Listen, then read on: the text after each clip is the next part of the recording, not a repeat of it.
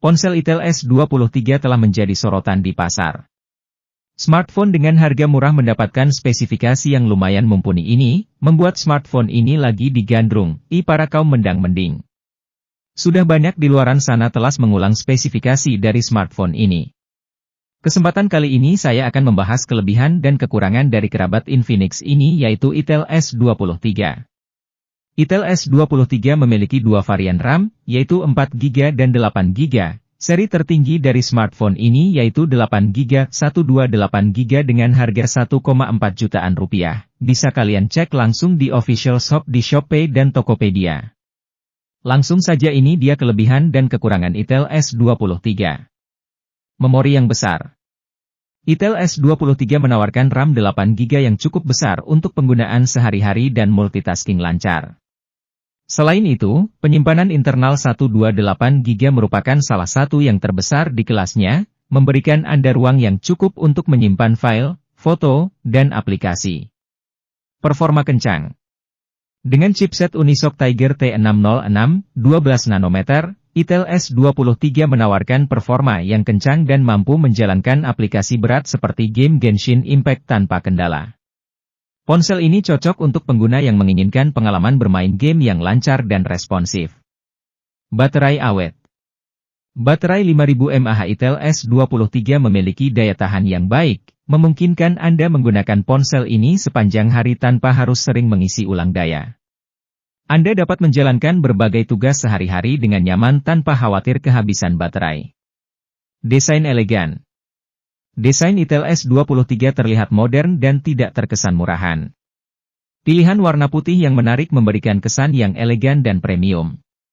Ponsel ini cocok bagi Anda yang menginginkan tampilan yang menawan. Kamera yang memadai. Meskipun bukan kamera terbaik di kelasnya, kualitas kamera Itel S23 masih cukup baik untuk kebutuhan pengambilan foto sehari-hari. Anda dapat menghasilkan gambar yang cukup tajam dan jelas dengan ponsel ini. Fitur tambahan. Itel S23 dilengkapi dengan beberapa fitur tambahan yang berguna, seperti USB Type-C, pemindai sidik jari di sisi, dan Face Unlock yang responsif. Ponsel ini juga mendukung konektivitas Wi-Fi dual band dan slot SIM triple, serta dilengkapi dengan isi kotak yang lengkap. Kita bertukar nih kekurangan HP Itel S23.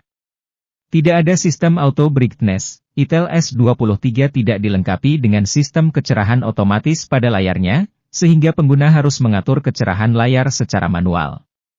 Ini bisa menjadi sedikit merepotkan terutama saat penggunaan di luar ruangan pada siang hari. Waktu pengisian yang lama. Proses pengisian baterai pada Itel S23 memakan waktu yang cukup lama, sekitar 3 jam.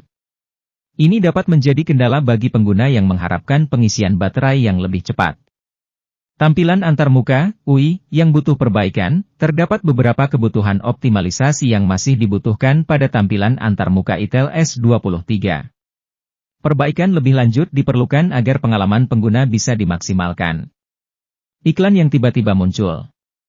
Pengguna Itel S23 harus berhati-hati dengan kemungkinan munculnya iklan yang tiba-tiba.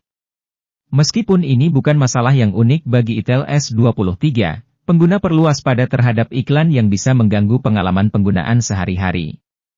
Kualitas perekaman video terbatas. Kualitas perekaman video pada Itel S23 masih tergolong standar. Meskipun video yang dihasilkan masih dapat digunakan, ada ruang untuk perbaikan lebih lanjut dalam hal kualitas video. Tidak ada NFC dan giroskop. Itel S23 tidak dilengkapi dengan fitur NFC, Near Field Communication, yang berguna untuk pembayaran near kontak atau transfer data antar perangkat secara cepat. Selain itu, ponsel ini juga tidak memiliki giroskop, yang dapat membatasi penggunaan beberapa aplikasi dan fitur tertentu seperti stabilizer video. Versi OS Android yang tertinggal. Itel S23 masih menggunakan Android 12 yang sudah cukup baik, tetapi masih tertinggal dari versi Android terbaru yang telah dirilis. Pengguna mungkin harus menunggu pembaruan sistem operasi untuk memperoleh fitur dan keamanan terbaru. Brand yang masih baru di pasar Indonesia. Itel S23 termasuk dalam brand yang masih terhitung baru di pasar Indonesia. Hal ini bisa menimbulkan keraguan bagi calon pembeli yang belum mengenal atau percaya sepenuhnya pada brand tersebut. Namun, perlu dicatat bahwa Itel merupakan bagian dari grup Transsion Holding dan telah lama beroperasi di luar negeri. Kesimpulan.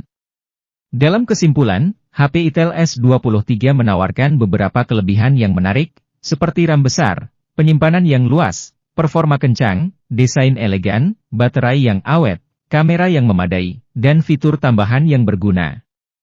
Namun, ponsel ini juga memiliki beberapa kekurangan, seperti tidak adanya sistem auto brightness, waktu pengisian yang lama, tampilan antarmuka yang membutuhkan perbaikan, munculnya iklan yang tiba-tiba, kualitas perekaman video terbatas, ketiadaan NFC dan giroskop, versi OS Android yang tertinggal, serta brand yang masih baru di pasar Indonesia. Dengan harga sekitar 1,3 jutaan, HP Itel S23 menawarkan nilai yang baik dalam hal keseimbangan fitur dan harga.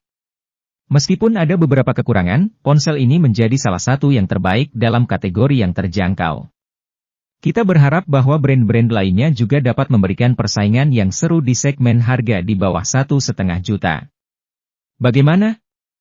Semoga informasi tadi membiarkan Anda gambaran dan referensi sebelum Anda membeli smartphone Itel S23 ini dan membantu dalam Anda mengambil keputusan. Sampai jumpa lagi dan sampai ketemu di konten-konten saya selanjutnya.